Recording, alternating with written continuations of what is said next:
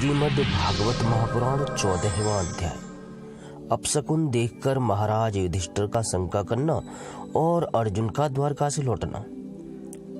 पिछले अध्याय में धर्मराज युधिष्ठिर महाराज धृतराष्ट्र, गांधारी और विदुर जी के भगवान के भजन के लिए वन में चले जाने पर शोक से व्याकुल हो रहे होते हैं। उसी समय तुम्बरू बजाते हुए स्वर्ग से नारद जी आ पहुंचते हैं और महाराज युधिष्ठिर को उपदेश देते हैं।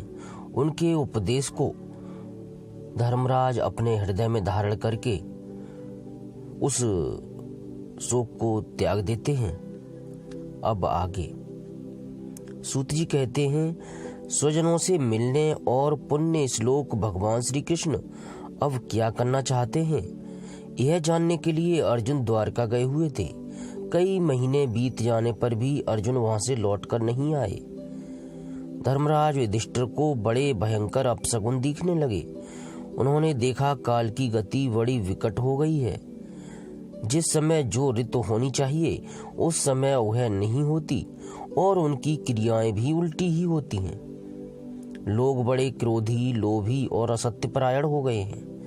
अपने जीवन निर्वाह के लिए लोग पापपूर्ण व्यापार करने लगे हैं। सारा व्यवहार कपट से भरा हुआ होता है। यहाँ तक कि मित्रता में भी छल मिल रहा है। माता पिता, सगे संबंधी, भाई और पति पत्नी भी झगड़े में लगे रहते हैं। कलिकाल के आ जाने से लोगों का स्वभाव ही लोभ, दंभ आदि अधर्म से अभिभूत हो गया है और प्रकृति में भी अत्यंत अरिष्ट सूचक अपशकुन होने लगे हैं। यह सब देखकर युधिष्ठिर ने अपने छोटे भाई भीमसेन से कहा। युधिष्ठिर ने कहा, भीमसेन, अर्जुन को हमने द्वारका इसलिए भेजा था कि वह वहां जाकर पुण्य श्लोक भगवान श्री कृष्ण क्या कर रहे हैं इसका पता लगा आए और संबंधियों से मिल भी आए। तब से 7 महीने बीत गए किंतु तुम्हारे छोटे भाई अब तक नहीं लौट रहे हैं। मैं ठीक ठीक यह नहीं समझ पा रहा हूँ कि उनके न आने का कारण क्या है। कहीं देवऋषि नारद के द्वारा बतलाया हुआ वह समय तो नहीं आ पहुंचा जिसमें भगवान श्री कृष्ण अपने लीला विग्रह का संवरण करना चाहते हैं। उन्हीं भगवान की कृपा से हमें यह संपत्ति, राज्य, स्त्री, प्राण, कुल, संतान, शत्रुओं पर विजय और स्वर्ग आदि लोकों का अधिकार प्राप्त हुआ है। भीमसेन, तुम तो मनुष्यों में व्याघ्र के समान बलवान हो। देखो तो सही, आकाश में उल्कापात आदि, पृथ्वी में भूकंप आदि और शरीरों में रोग आदि कितने भयंकर अपशकुन हो रहे हैं। इनसे इस बात की सूचना मिलती है कि शीघ्र ही हमारी बुद्धि को मोह में डालने वाला कोई उत्पात होने वाला है। प्यारे भीमसेन, मेरी बाईं जांघ, आंख और भुजा बार बार फड़क रही है। हृदय जोर से धड़क रहा है। अवश्य ही बहुत जल्दी कोई अनिष्ट होने वाला है। देखो, यह सियारिन उदय होते हुए सूर्य की ओर मुंह करके रो रही है। अरे, उसके मुंह से तो आग भी निकल रही है। यह कुत्ता बिल्कुल निर्भयसा होकर मेरी ओर देखकर चिल्ला रहा है। भीमसेन, गौ आदि अच्छे पशु तो मुझे अपने बाएं करके जाते हैं और गधे आदि बुरे पशु मुझे अपने दाहिने कर देते हैं।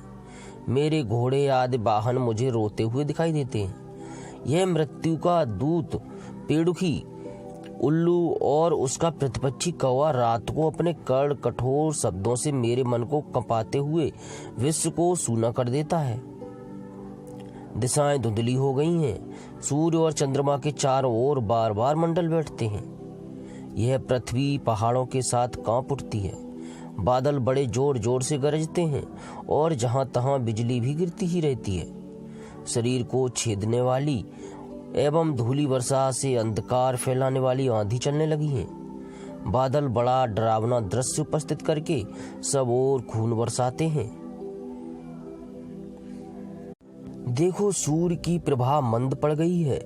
आकाश में ग्रह परस्पर टकराया करते हैं। भूतों की घनी भीड़ में पृथ्वी और अंतरिक्ष में आग सी लगी हुई है। नदी, नद, तालाब और लोगों के मन क्षुब्ध हो रहे हैं। किसे आग नहीं जलती, यह भयंकर काल न जाने क्या करेगा। बछड़े दूध नहीं पीते, गौएं दुहने नहीं देती, गौशाला में गौएं आंसू बहा बहा कर रो रही हैं, बैल भी उदास हो रहे हैं, देवताओं की मूर्तियां रोसी रही हैं, उनमें से पसीना चूने लगता है और वे हिलती डोलती भी हैं। भाई, ये देश, गांव, शहर, बगीचे, खाने और आश्रम श्रीहीन और आनंद रहित हो गए हैं। पता नहीं ये हमारे किस दुख की सूचना दे रहे हैं।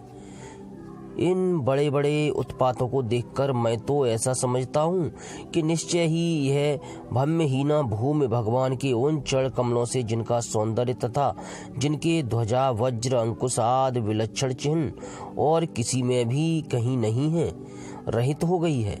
सोनक जी, राजा युधिष्ठिर इन भयंकर उत्पातों को देखकर मन ही मन चिंतित हो रहे थे कि द्वारका से लौटकर अर्जुन आए। युधिष्ठिर ने देखा अर्जुन इतने आतुर हो रहे हैं जितने पहले कभी नहीं देखे गए। मुंह लटका हुआ है, कमल सरीखे नेत्रों से आंसू बह रहे हैं और शरीर में बिल्कुल कांति नहीं है। उनको इस रूप में अपने चरणों में पड़ा देखकर युधिष्ठिर घबरा गए। देवर्षि नारद की बातें याद करके उन्होंने सुहृदों के सामने ही अर्जुन से पूछा। युधिष्ठिर ने कहा, भाई, द्वारकापुरी में हमारे स्वजन संबंधी मधु, भोज, दसाई, आर्ह, सत्वत, अंधक और वैष्णवंशी यादव कुशलता से तो हैं। हमारे माननीय नाना सूरसेन जी प्रसन्न हैं। अपने छोटे भाई सहित मामा वासुदेव जी कुशल पूर्वक हैं। उनकी पत्नियां हमारी मामी देवकी आदि सातों बहनें अपने पुत्रों और बहुओं के साथ आनंद से तो हैं। जिनका पुत्र कंस बड़ा ही दुष्ट था, वे राजा उग्रसेन अपने छोटे भाई देवक के साथ जीवित तो हैं ना। हदीक, उनके पुत्र कृतवर्मा, अक्रूर, जयंत, गद, सारण तथा शत्रुजित आदि यादव और सकुशल हैं। यादवों के प्रभु बलराम जी तो आनंद से हैं ना। वृषलवंश के सर्वश्रेष्ठ महारथी प्रद्युम्न सुख से तो हैं। युद्ध में बड़ी फुर्ती दिखलाने वाले भगवान अनिरुद्ध आनंद से हैं। सुषेण, चारुदेश, जामवंती नंदन सांब और अपने पुत्रों के सहित ऋषभ आदि भगवान श्री कृष्ण के अन्य सब पुत्र भी प्रसन्न हैं ना। भगवान श्री कृष्ण के सेवक श्रुतदेव, उद्धव आदि और दूसरे सुनंद नंद आदि प्रधान यदुवंशी जो भगवान श्री कृष्ण और बलराम के बाहुबल से सुरक्षित हैं, सब के सब सकुशल हैं कि नहीं। हमसे अत्यंत प्रेम करने वाले वे लोग कभी हमारा कुशल मंगल भी पूछते हैं। भक्त वत्सल ब्राह्मण भक्त भगवान श्री कृष्ण अपने स्वजनों के साथ द्वारका की सुधर्मा सभा में सुखपूर्वक विराजते हैं ना। वे आदि पुरुष बलराम जी के साथ संसार के परम मंगल, परम कल्याण और उन्नति के लिए यदुवंश रूप क्षीर सागर में विराजमान हैं। उन्हीं के बाहुबल से सुरक्षित द्वारकापुरी में यदुवंशी लोग सारे संसार के द्वारा सम्मानित होकर बड़े आदर से विष्णु भगवान के पार्षदों के समान विहार कर रहे हैं। सत्यभामा आदि 16,000 रानियां प्रधान रूप से उनके चरण कमलों की सेवा में रत ही रहकर उनके द्वारा युद्ध में इंद्र आदि देवताओं को भी हराकर इंद्राणी के भोग योग्य तथा उन्हीं की अभीष्ट पारिजात आदि वस्तुओं का उपभोग करती हैं।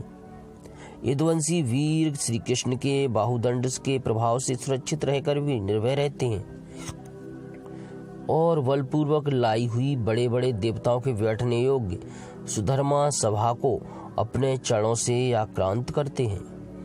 भाई अर्जुन, यह भी बताओ कि तुम स्वयं तो कुशलता से हो ना। मुझे तुम श्रीहीन से दिख रहे हो।